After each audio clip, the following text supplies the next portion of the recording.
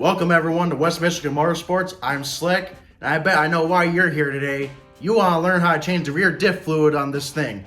No, that's not it. Oh, you want to learn how to adjust the valves in this thing.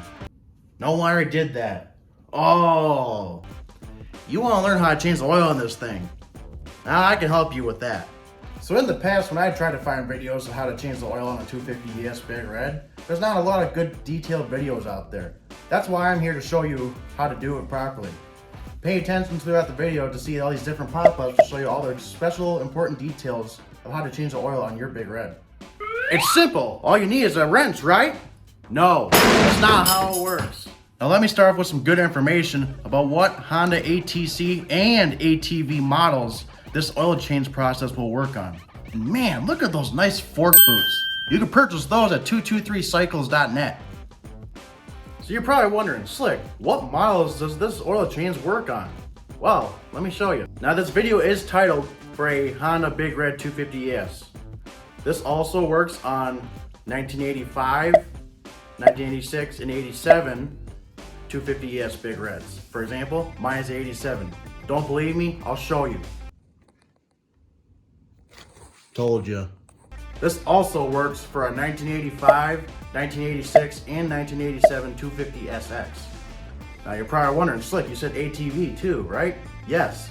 This also works for a 1985, 86, and 87 TRX250 Fourtrax.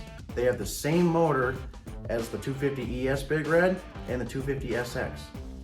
So how do you start the oil change process? Simple. Get the motor running at least 5 minutes per what the manual says to get the oil nice and warm to flow out nice and smoothly. Then you get your oil drain pan ready to go. Get a 17mm socket or wrench to take the oil drain plug out the bottom of the motor. And I'll show you that right now.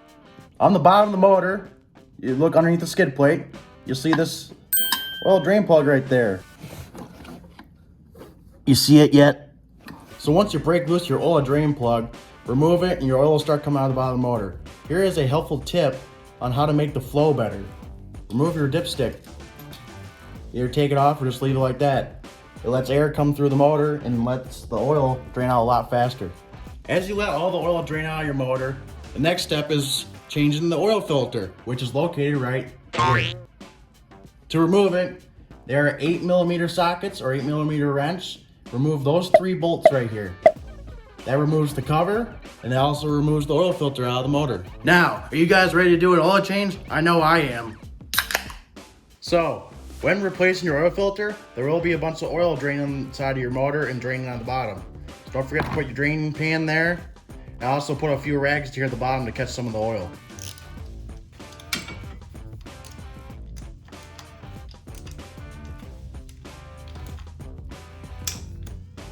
Now, do not use a power drill to put your bolts back in. I am only using this just to speed up the process. There is a spring behind the oil filter, so you gotta be careful not to let it all pop out. Sometimes you may have to take a little rubber mallet to make the break open or break loose the cap. There we go.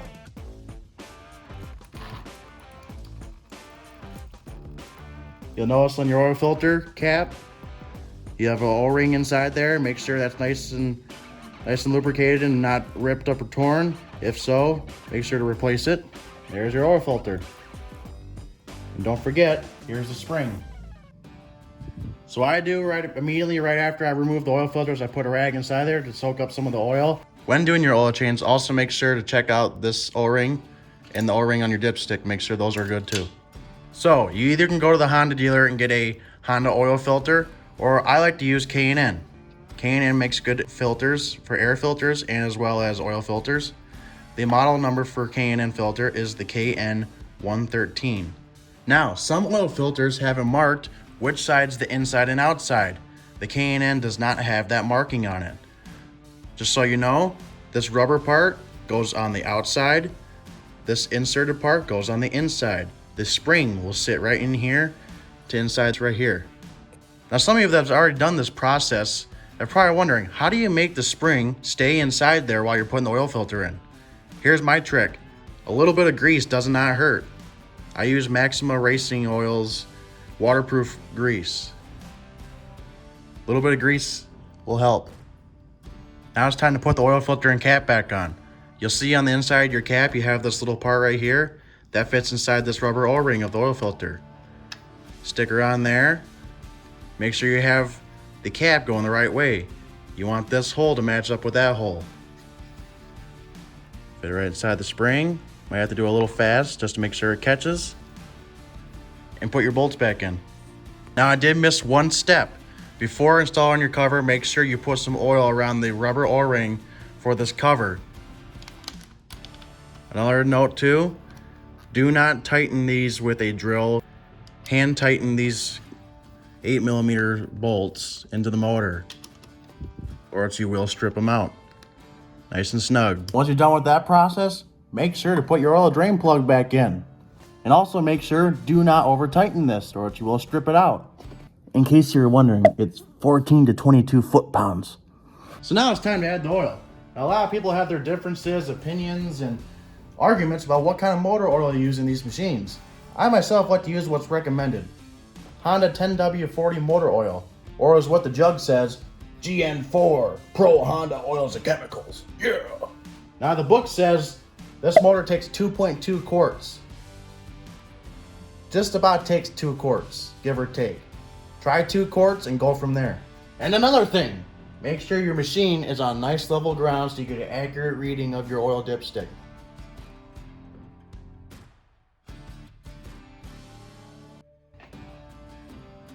You see that carburetor in there? That's a 300EX carburetor, modified for a Big Red. You can purchase that at 223cycles.net as well if you want a good power advance for your Big Red, or 250SX. Alright, when checking your oil, on your dipstick, you have 2 notch marks. You want your oil to be all the way towards that last notch mark. When you're checking your oil, do not screw it in. Sit it on top. Check it. There you go, oil to the top. But that's not all. Here's a mistake that people might often do. Now, you topped your oil off, you're all the way at the top of the line, right? And you're done? No. Run your motor again for another 5 minutes. Get the oil going through the motor. You notice your oil level is gonna go down. Let it cool down a little bit. Top some more oil off so it's at the top of the line, and you're good to go. Hopefully this is a good information video for you guys. Hope you guys enjoyed it. Have a good one. Take care.